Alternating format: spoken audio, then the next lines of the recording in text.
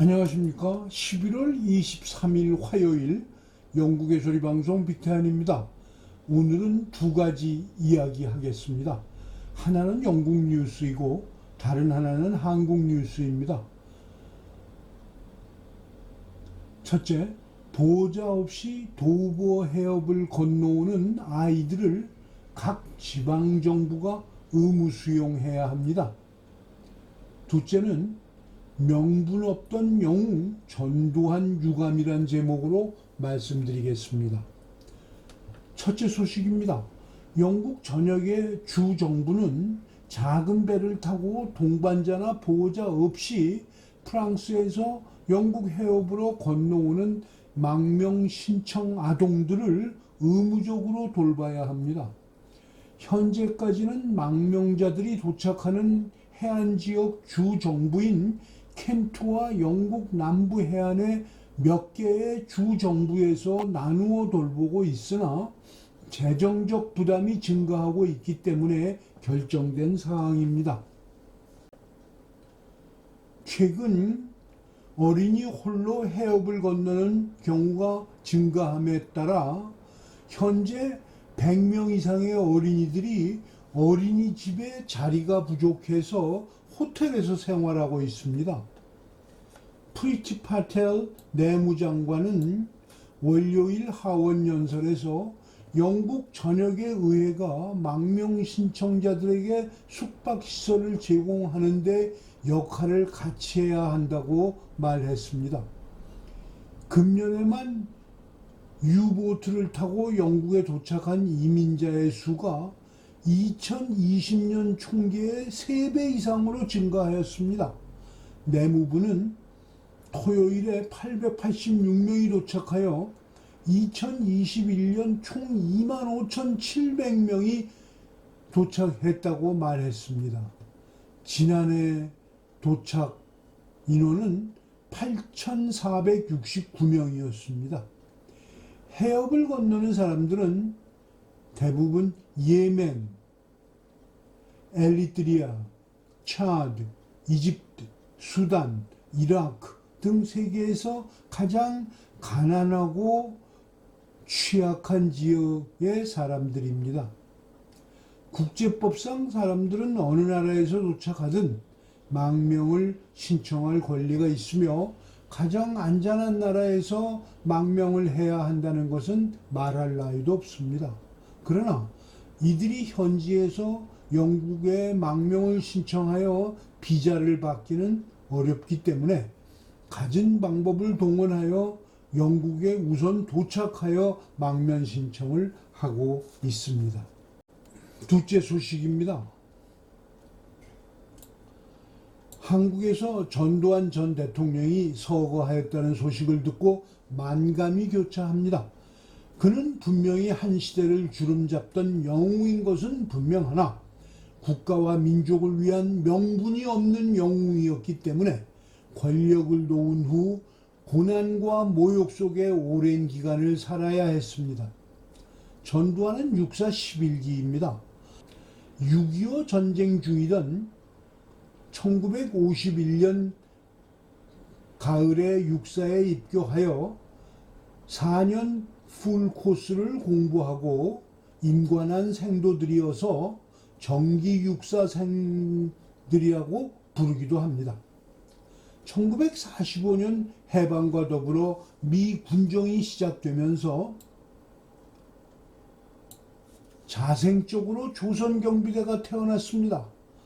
정식 정부도 없는데 독립운동하던 인사들과 일본군 근무하던 군사경험자들이 위주로 만들어졌고 미 군정의 필요와 도움으로 1945년 12월 5일 군사영어학교 1기생을 교육하게 됩니다.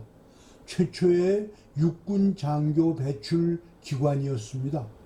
영어 능력이 탁월했고 일본군 대위 근무 경력이 있던 이형근 씨가 대위로 임관하면서 장교군번 1번, 즉 10001을 받게 됩니다. 영어 군사학교 1기생은 24명으로 6주간의 교육을 마치고 46년 1월 15일 졸업하면서 임관합니다. 이 중에 우리가 잘 아는 최병덕, 유재흥, 정일관, 최경록, 강문봉, 민기식 등이 있습니다. 이 중에 유재흥 씨는 나중 국방부 장관도 했지만 제주 4.3 사건 때 진압부대장으로 투입되기도 한 경력을 가지신 분입니다. 이렇게 남조선 국방경비사관학교는 1기부터 7기까지 정부가 수리되던 1948년 8월 15일 직전까지 장교들을 배출합니다. 박정희, 백인엽 등은 2기생입니다.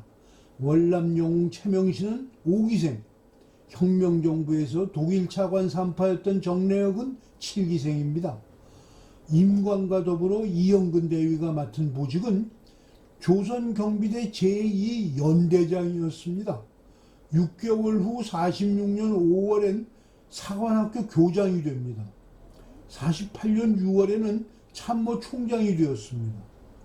6.25가 터졌을 땐 2사단장, 1950년 10월에는 제3군단장, 1951년 1월에는 휴전회담 대표, 휴전 후 1954년 2월에는 사성장군이 되어서 34살짜리 합참의장이 탄생되었습니다. 가수 이현의 아버지기도 한 이영근 장군만 이렇게 고속 승진한 것이 아니고 국군 규모가 커지면서 이분들이 모두 직책에 맞추어 고속 승진을 한 것입니다. 1948년 8월 15일 정부가 수립되고 국군 창설령을 내리면서 조선경비대는 대한민국 육군으로 변신합니다. 창설령이 내리면서 장교 수요가 급증한 육군은 육사 8기생들을 태능해서 배출합니다. 8기생은 처음부터 6개월간의 군사교육을 받은 청년 장교들이었습니다. 48년엔 가을 입교하여 49년 중반에 임관하였고 이 중에는 김종필 씨도 있었습니다. 이어서 9기생, 그들은 49년 가을 입교하여 50년 전쟁 직전 임관하신 분들입니다. 그러나 전쟁이 터지자 육사 1학년에 있던 생도들을 임관시킨 것이 10기생입니다. 10기생은 생도 1기, 생도 2기로 나누어집니다. 생도 1기는 49년 가을 입교, 50년 전쟁 발발과 동시에 임관을 했고, 생도 2기는 50년 입교하였다가 50년 임관한 분들로서 모두 생도에서 전쟁에 바로 투입되어 6.25의 총알바지가 되신 분들입니다. 그리고 전쟁 중에도 현지 임관, 배석장교 등 각종 형태로 장교들을 배출하였습니다. 전쟁이 조금 소강 상태에 들어가자 미국식 편지에 의한 4년제 정기 육사 생도는 51년 가을 입교, 55년 10월 4일 육사 11기 임관식을 했습니다. 전두환, 노태우 등이 소위를 달았습니다. 대한민국 건국의 역사는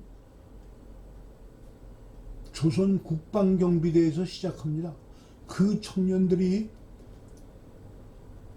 주한미군이 일본군 무장해제시키며 빼앗은 38식 소총을 들고 훈련하며 국방경비대를 만들었고, 이승만 대통령의 의지와 국제정세를 내다보는 해안으로 대한민국을 수립하자 국군의 틀을 잡으신 분들입니다.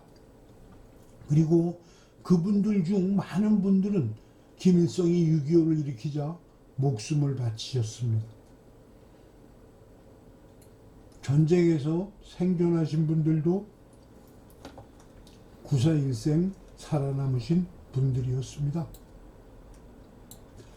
전쟁 지난 10년 후 그분들은 또 5.16 군사혁명을 통해 나라를 재건하셨습니다. 그런 의미에서 볼 때 전두환은 행운아였습니다.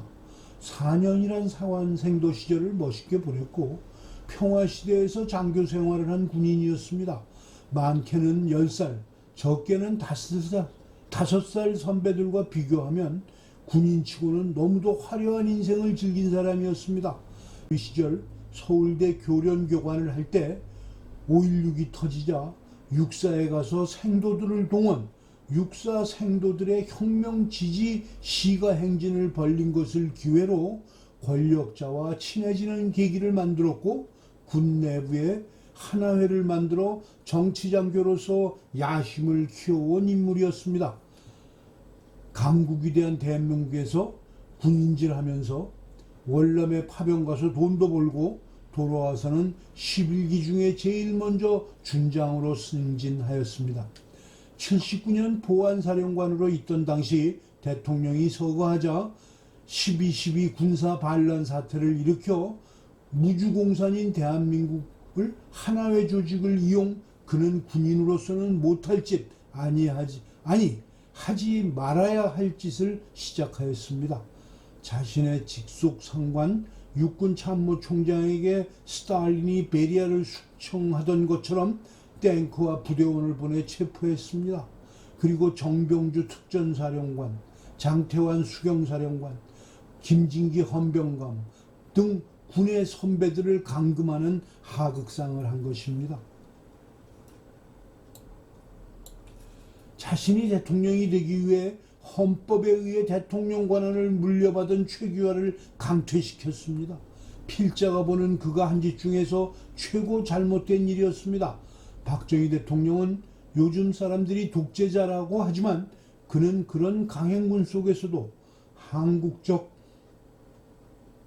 민주주의라는 말을 창조하며 민주주의를 이 땅에 안착시켜 놓았던 분이었습니다.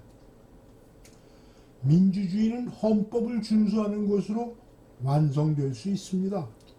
전두환은 그걸 부셨습니다.